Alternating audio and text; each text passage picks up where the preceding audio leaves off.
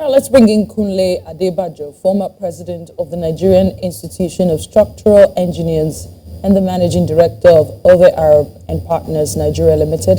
He joins me from Lagos. Earlier you were on the news and we thought you're the right man for this subject. So thank you so much for coming on the program tonight. You're welcome. Good evening. So tell me, what kind of structural assessments or even inspections would be required to determine the bridge is safe for reopening, considering both the recent orders and concerns about functionality? Okay, good evening, and I commiserate with Lagosians on the trauma that we all went through in the last 24 hours. Specifically to your question, a bridge is a very important structure. It, as you know, conveys a lot of cars every day, lorries, humans. So it needs to be obviously robust enough. It needs to be safe. And so normally there's a need for continuous and periodic maintenance of the bridge. Engineers would inspect it. They would make sure that there's nothing that is going astray.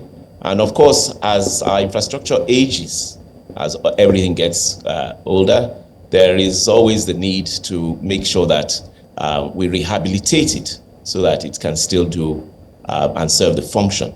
So this is what must have happened. We believe so, that the various ministries have looked at it, engineers have looked at it, and they've come to the conclusion that there's a need for work to be done. Listening to the governor of Lagos State, he implies that this is well overdue. I think that's even a cause for concern, not just because it's overdue by 3 years, but because some of us in the industry are not necessarily aware of it. And I think that might be part of the issues. I think it's very important that information is disseminated and it's shared and collaboration takes place. Right, Mr. Adebajo, what do you mean by some of us in the industry were not aware? What are you referring to here? I start from the fact that the minister said he didn't know that the bridge was to be closed. The professional bodies like the Nigerian Society of Engineers, Nigerian Institution of Structural Engineers, to my knowledge, are also not aware and have not been carried along. But you know that is not in itself necessarily indicating that there's a bad thing. The important thing is that professionals have looked at it and they feel that there's a need for rehabilitation. My concern, and bigger concern, is that the implications of closing the bridge go well beyond just what you come across every day. This is a major thing, a major operation in a mega city like Lagos State, and so there should have been a lot more taken into consideration before the bridge was closed. Can you give me an example of some of the things that should have been taken into consideration before embarking on this sort of renovation? Yes, I can certainly do that. But before it appears as if everything is gloomy, I think I should say that there are some things that have been done well. The first thing, of course, is that they have decided to do the maintenance of the bridge, and that's very important because it means then that we won't suddenly, it's proactivity. It means that we won't suddenly find that the bridge collapses or is unable to be used. So that's a plus point. I also think one of the other plus points was that they did put some signs around parts of Lagos.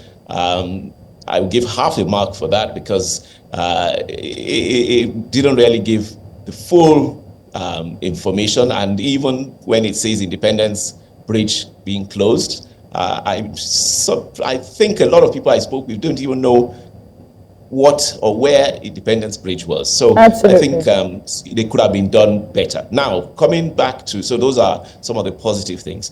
Coming to the areas that should have had improvement. First and foremost, traffic management. It's a major thing. It's not just about having last mile on the road. You need to control the flow. You need to anticipate what is going to happen and make it happen in a smooth and logical way. Of course, there will be inconveniences, but it will be managed. and that's very important. There should also have been a lot of other provisions. For instance, you can have park and ride where people would have been asked to leave their cars at a point and you ferry them in by bus. And when I mention ferry, even the waterways as well should be enhanced. So I think there are a lot of things that should have been put in place so that we didn't get this type of... Does this then suggest a lack of absolute no plan? Like someone just woke up and decided to shut down that bridge? I think it sounds very funny, and I think many who are watching it play out between different parties will just wonder. It's not the best. I know we have very excellent engineers. Let me also come in here quickly. Does it then surprise you or worry you or concern you that at the time Governor Sanwo-Olu went to the media to apologize, I'm wondering, a lot of people are wondering, where the Lagos State Commissioner for Transportation is and the head of the agency of LASMA, because clearly Governor Sanwo-Olu is not LASMA, neither is he the Commissioner for Transportation, who's supposed to be addressing this. How do you see that? How did that come across to you? Well, I won't be dragged into too much of the politics. I'm a professional engineer, but I think it just underscores what we are saying, that better coordination, better collaboration. But of course, the governor, as the number one citizen who has the responsibility, has done what he's got to do, which is to come out and apologize. I think what was lacking was what's going to be done different. It shouldn't be a ping pong of we'll close it, we won't close it. It should actually be to say we're going to put these particular precautions in place. We're going to put these particular methods in place to make sure that we don't end up with what we had yesterday. I actually went through it. I was in there for almost 8 hours. And got home at 3. I mean, I understand. I totally hear you, and I understand, and I do not mean to put you in a tight corner by wondering, just saying out loud and playing the devil's advocate here, what a lot of people are wondering what went wrong. Clearly, the governor has apologized for lack of adequate communication. That's a huge gap. Like, there's a whole spectrum to cover there. But moving forward, I wanted to know how you assess the potential long-term effect of reopening a bridge that may require extensive repairs. Clearly, the Minister of Works wants it reopened and perhaps just some maintenance work. The governor is suggesting that it may reopen, may be closed down for sure for proper extensive repairs. What is your take on that? What should actually professionally be done to take care of that bridge? Well, one of the beauties of engineering as a profession is that you are actually having to balance a lot of various factors and parameters. There's never a single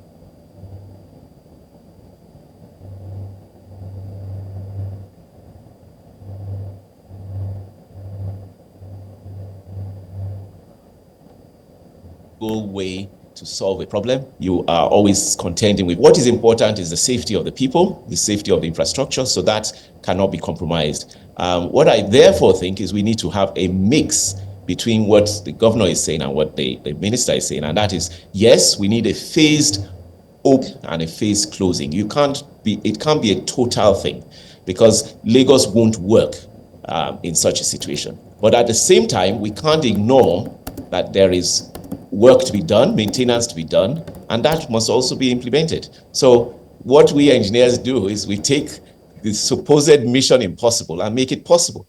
But you only do that by collaboration, by giving deep thought to all the various issues and engaging the stakeholders as well. I think Lagos population, the Lagos citizens have been let down because this just came out of the blues. There should have been a lot more publicity, people actually being advised not to come into Lagos if they don't have to. And if they're coming in, giving them various options and alternatives. So there's quite a lot to be done. It's not just a quick fix, as either side seems to be almost implying.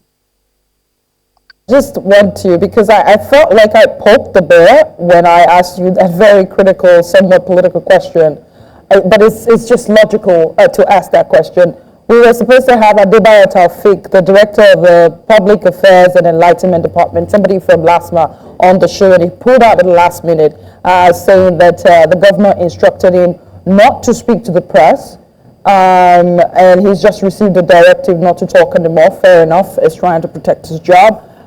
Clearly, there's a whole lot going on here, but it is the people that end up suffering. So we hope that whatever communication needs to go on to make sure there's a smooth running and fixing of that breach so that we can just live our lives as taxpayers in the States. Thank you so much. I think your conclusion is correct. And I will just say that Lagos State is so important, commerce-wise and everything else. So we can't allow this to happen. Absolutely. We must never allow it to happen again. Absolutely. All right, then. Thank you so much.